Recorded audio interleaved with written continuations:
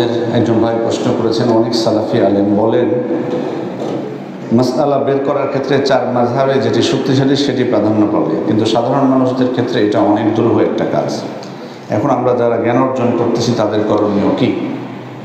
প্রথম বিষয় হলো, চার মাযহাবের সাথে এটা খাস করেন না হয়তো আমার ধারণা, কারণ চার মাযহাবের বাইরে যদি কোনো ফতোয়া থাকে তাহলে কি সেটা ওনারা বলেন চলবে না? কারণ এরকম অনেক মাসআলা আছে, চার মাযহাবের বাইরের মাসআলাটা তারা অগ্রাধিকারযোগ্য বলেছেন।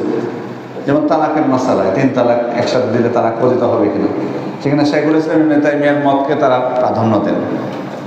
সফরের ক্ষেত্রে নির্দিষ্ট কোনো দূরত্ব আছে কিনা, সেখানে তারা শাইখুল ইসলাম ইবনে তাইমিয়ার মতকে প্রাধান্য দেন। এরকম অনেক মাসআলা আছে। এই জন্য শুধু চার মাযহাব না, চার মাযহাবের কথাটা বলা হয় এই কারণে যেহেতু চার মাযহাবটা হচ্ছে সব থেকে প্রসিদ্ধ, শক্তিশালী এবং বহুল প্রচলিত চারটা মাযহাব, এই কারণে হয়তো তারা বলেছেন। কিন্তু চার মাযহাবের বাইরেও যদি কোনো ফতোয়া সঠিক হয়, কোরআন সুন্নাহ সম্মত হয়, সেটা আমরা মানব। এখন প্রশ্ন হলো যে সাধারণ মানুষ তো চার মাযহাবের ফতোয়া থেকে কোনটা শক্তিশালী সেটা তারা বাছাই করতে পারবে না, এটা হয়তো ওনার প্রশ্ন। দেখুন, আসলে এক্ষেত্রে মানুষের মধ্যে ইজতিহাদ বা তাকলিদ বা যেটাই বলি না এখন, এই ক্ষেত্রে কয়েকটা ভাগ হবে। একটা হলো যারা মুজতাহিদ, মানে নিজেরাই হুকুম বের করতে পারেন কোরআন সুন্নাহ থেকে, তারা তো নিজেরা ইজতিহাদ করে বের করবেন। দ্বিতীয় হলো যে যারা ইজতিহাদ করে বের করতে পারেন না, কিন্তু মুজতাহিদদের ইজতিহাদ বোঝার ক্ষমতা রাখেন, তারা দলিলগুলোকে বুঝতে পারেন, সেটার মধ্যে দুর্বল শক্তিশালী নির্ণয় করতে পারেন, তাহলে তারা আপনি যেটা বলেছেন সেটা হুকুমের মতো করবে।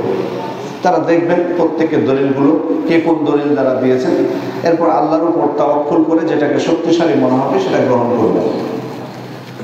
তৃতীয় পর্যায়ে হচ্ছে যে যারা যারা এটার ক্ষমতা রাখে না, দলিল বিশ্লেষণ করার ক্ষমতা রাখে না, যেমন একজন সাধারণ মানুষ, তাদের দিনের বিষয়ে তেমন কোনো জ্ঞানই নেই, তো উনি কীভাবে দলিল যাচাই করবে? ইমামরা কোরআন আয়াত দিয়ে ফতোয়া দিয়েছেন, হাদিস দিয়ে ফতোয়া দিয়েছেন, সেক্ষেত্রে উনি কি চার মাযহাবের এক মাযহাবের ফতোয়া পড়া বা খোঁজার সামর্থ্য রাখে? উনি কিন্তু রাখেন না।